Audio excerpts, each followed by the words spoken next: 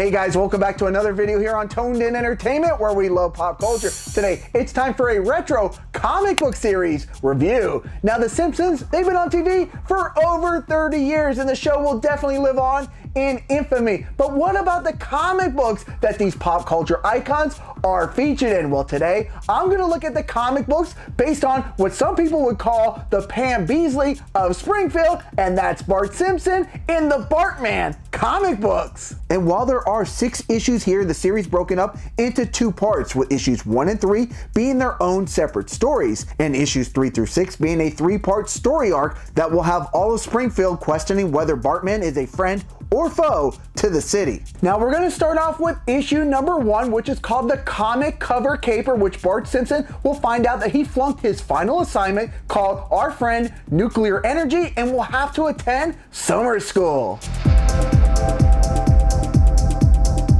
And it will start off with the unfortunate news that Bart has flunked his final assignment on the subject, Our Friend Nuclear Energy, and will now have to attend summer school. On the way to his first day at summer school, he'll be accompanied by his best friend Milhouse, who didn't fail, but his parents insisted he attended pretty much to get rid of him for the summer. Also joining them will be Martin. Now, of course, he didn't fail normal school, he just wants to attend summer school to keep his mind sharp. However, not joining them because they actually have summer jobs are Jimbo, Dolph, and Kearney, who laugh at the little babies before they head off at their almost minimum paying jobs. While at school, Miss Krabappel will break the news to the class that they will have a term paper to complete over the summer in order to pass, and the subject will be the wonders of the marketplace. After a grueling day at school, Bart, Milhouse, and Martin will all end up at the comic book store. However, this will be no ordinary trip. When looking at the latest issue of Captain Squid, they see that there are 2 different versions. One with a foil cover that goes for the standard retail price of $2.50. And then there's an issue that has a mistake.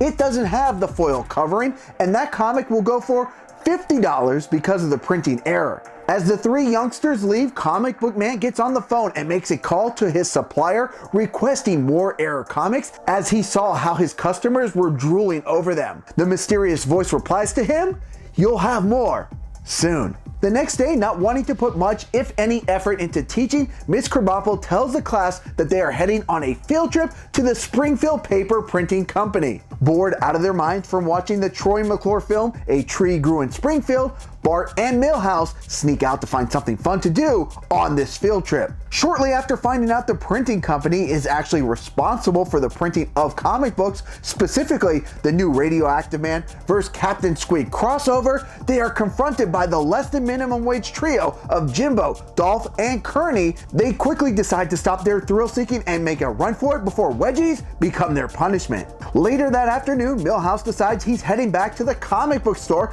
maybe to pick up some baseball cards, but before he can go inside, he sees Jimbo and Comic Book Man playing Let's Make a Deal. After Jimbo leaves the comic book store, Milhouse goes in to get a closer look at the comics he dropped off. And if you guessed Jimbo was dropping off more error comics to Comic Book Guy, well, you'd definitely be right. Now Milhouse knows there's something strange going on in his neighborhood, and there's only one person to call, and that's Bartman.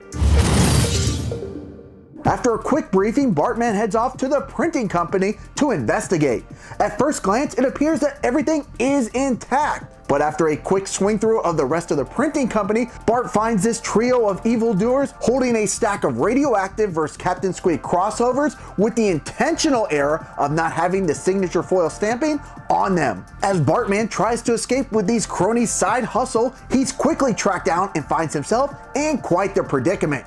But Bartman is not gonna just let these hooligans get away with their dastardly plot, as he swipes up, knocks the comics out of Jimbo's hands, and sends them free-falling into a pool of silver ink. With the criminals and Bartman battling it out inside, it's a good thing that Police Chief Wiggum is right outside, ready to crack the case. Well, maybe not. Now Bartman will be able to make his escape, and the next day in the newspaper we'll see that Jimbo, Dolph, and Kearney were caught silver-handed, and Police Chief Wiggum will get all the credit, and the mystery of the vigilante Bartman will remain a mystery. Later that day, Bart and Milhouse will head back on over to the comic book store, where Comic Book Guy will now try to persuade the lads to pick up the rarest of the rare comic books, as there's only 6 in existence, and that's an all-silver copy of Radioactive Man versus Captain Squid. Now, while this was quite the adventure for Bartman, what about Bart Simpson and his final summer school report? Well, it looks like Bart not only stopped the crime, but he learned enough to earn himself a C+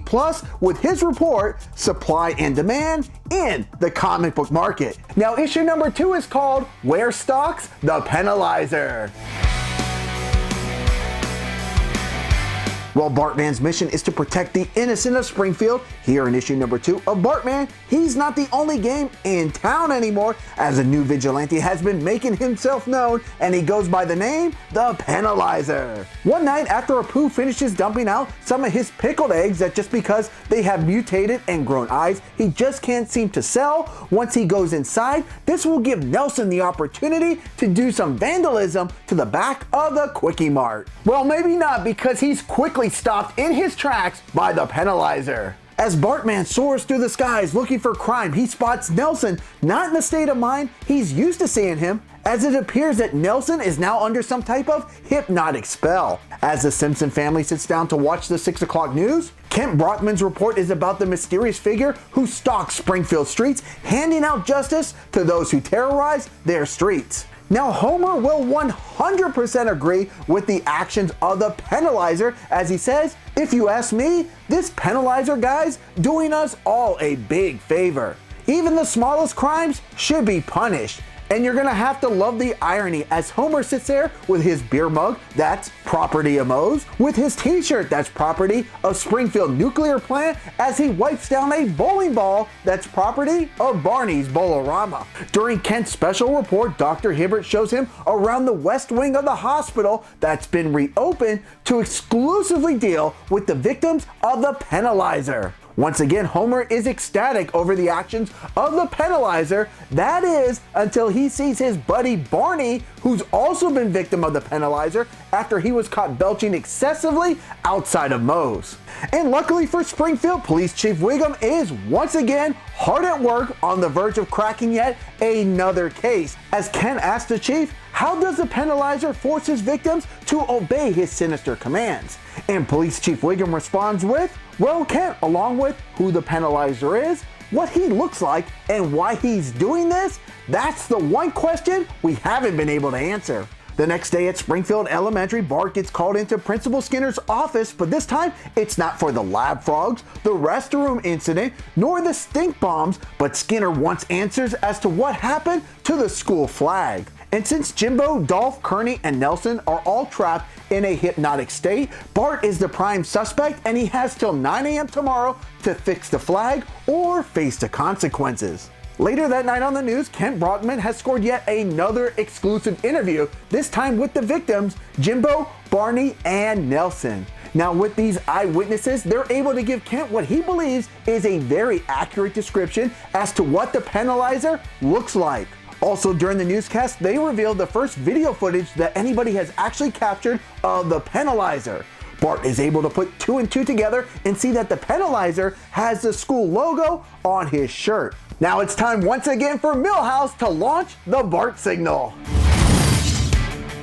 As Bartman answers the call, we are going to get our first look at the hidden Bart cave, where Milhouse will fire up the Bart computer, and in just 10 minutes, it will pinpoint that all the attacks center around one place, and that's Springfield Elementary. And in the blink of an eye, Bartman is on his way to investigate. Once inside the school, Bart goes directly to Principal Skinner's safe, and as he opens it, his fears come true that the object he believed that is causing the hallucinations is gone. But before Bartman can get too far, groundskeeper Willie catches him in the act. But Bartman quickly explains that someone has stolen the Hypno Coin. Now, what exactly is the Hypno Coin? Well, Willie will tell the tale of the time he saw its effects when it was used on the faculty and made them all flock around like chickens after hearing the word barnyard. As Bartman takes off, he comes to the conclusion that in order to stop the Penalizer, he's going to have to take a major risk and draw him out. With the Penalizer on the lookout, he catches Bart Simpson, or should I say El Barto, in the act of vandalism. The Penalizer will immediately try to use the Hypno Coin on Bart and try to make him a model student. But luckily for Bart, he knows how to resist. Now all of a sudden, a police chopper is in the sky, and it looks like Police Chief Wiggum and crew will get their hands on the Penalizer. But nope, the police are actually trying to hunt down one of the Quickie Mart's mutated eggs that has escaped their custody. With the police all wrapped up with the mutated egg, it will be up to Bartman to foil the Penalizer once and for all.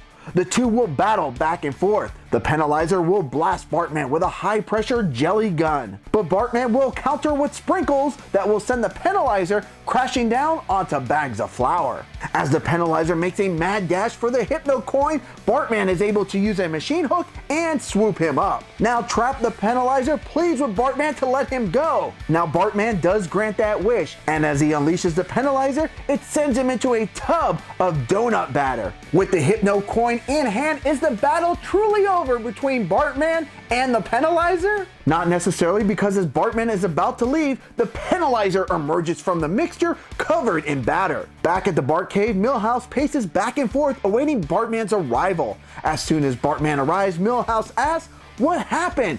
Did you catch the Penalizer?" And Bartman simply replies with, "The Penalizer is no more." Now just who is the Penalizer and what exactly happened to him? Well, this wannabe vigilante was none other than Principal Skinner. Now to make sure the Hypno Coin can do no more harm, Bartman locks it up securely down in the Bart cave. Now it's still Bart Simpson, and he's gonna have one more trick up his sleeve before locking up the Hypno Coin for good. The next day at school, we see that the flag, well, it's sort of fixed, and we see that Bart used the Hypno Coin on Principal Skinner, giving him a sudden urge to check out the teacher's lounge. When Principal Skinner sees a mess in there, he just happens to say, "Can't you clean up after yourselves? It looks like a barnyard in here." And with saying the word barnyard, it makes the staff return to their hypnotized state of becoming chickens and having Bart laughing all the way. Now issue number 3 is Bartman meets Radioactive Man in the final collision.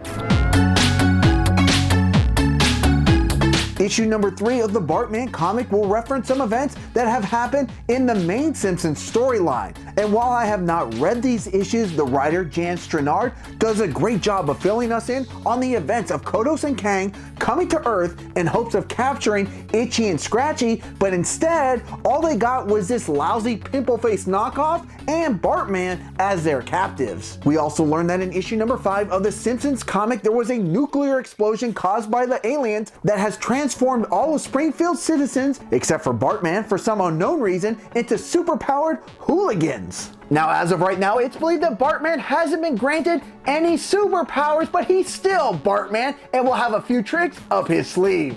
And who is Bartman going to call for help? Well, his trusty sidekick, Milhouse, of course. Now, Milhouse has been granted superpowers and is now known as the Scarlet Whimpernel. And he'll use his powerful superpower, the Super Wine, to thwart off Nelson. With these new superpowers at hand, the Scarlet Whimpernel will blow off the Bartman signal and decide it's time for him to go solo. While Bartman, now on his own, he comes up with a brilliant idea to make an escape, possibly showing off that he might have achieved a new skill set from the nuclear explosion. As Bartman goes into hamster mode, he breaks free of the bars, steals the alien's transtemporal reality integrator cannon, and makes a daring escape, leaving the pimple-faced prisoner behind. Now for Bartman to fight off these evil forces, he's gonna need true heroes by his side, and his plan is to point the cannon at his TV and beam Radioactive Man and Beak Boy out of the TV and into reality. After filling in these two superheroes on why he needs their assistance, these two, who are just actors playing the part on TV, decide that real superhero work isn't on their agenda and would rather go to a bar.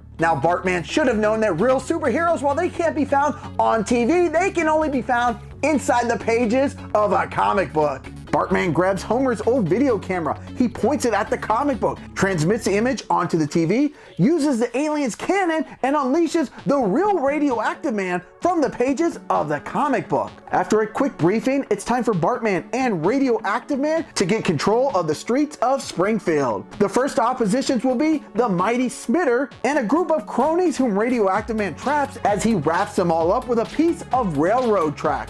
I mean, I guess it's a good thing that a train won't need the track. As Bartman takes a look around, this would be everything he'd want in a comic book, as all these weird characters battle it out amongst one another. But his sightseeing is put on hold as he's caught in the clutches of the Mirror Maiden's magic jump ropes. But before the maidens can brainwash him into wearing his underwear on the outside of his clothes, Radioactive Man swoops in with the save. But Bartman and Radioactive Man aren't in the clear, as they still have to battle it out with the Jokester, the Mudslinger, the Sequelizer, and Vampire Edna. As Bartman and Radioactive Man contemplate their next move, Bartman comes across Flanders' video camera that has footage of the citizens of Springfield on it before the explosion. As Radioactive Man and Bartman return to the Simpson house in hopes of returning things back to normal, Kodos and Kang burst in, blast Radioactive Man, and with Bartman looking down the barrel of impending doom, a loud screeching whine rocks the house, shattering the aliens' protective gear, forcing their retreat. Now, who was it that came to Bartman's rescue? Well, it was none other than the Scarlet Whimpernel, who has decided that being a lone vigilante is quite a lonely life. As Bartman continues on with his Brainiac plan, we finally get revealed to who has been constructing all these masterful plans, as he's been given these great ideas telepathically by none other than Brain Baby. Bartman now pulls the lever that will send him back in time, moments before the aliens executed their dastardly plan. As Kodos fires up the cannon to teleport Itchy out of the TV, Bart quickly puts static on the TV, blocking the aliens' reality integrator cannon and sending them back off to a galaxy far, far away. Now, with normality brought back to Springfield, everybody should live a normal and happy life, right? Well, maybe not all, because poor pimple-faced teen who was released by the aliens will have a lot of explanation to do as to where he's been the past 2 weeks. That's gonna do it for this look at issues number 1 through 3 of the Bartman comic. Now, if I was to rate this comic book series, I'm gonna rate all 3 issues together as they kind of all coincide together, and I'm gonna give it a 9 out of 10. Bartman has always been such a cool character, and it was fun to see in this comics him being a true superhero. Now guys, the fun isn't over yet, because we still have issues number 4 through 6 to get through, and all these 3 issues will go together in one story. Now, have you guys read the Bartman comics? And if you have, leave me a comment down below. And guys, if you like comic book reviews like this, make sure you subscribe here to Toned In Entertainment for future videos. Subscribe to the channel. Do it. Go now. Do it now.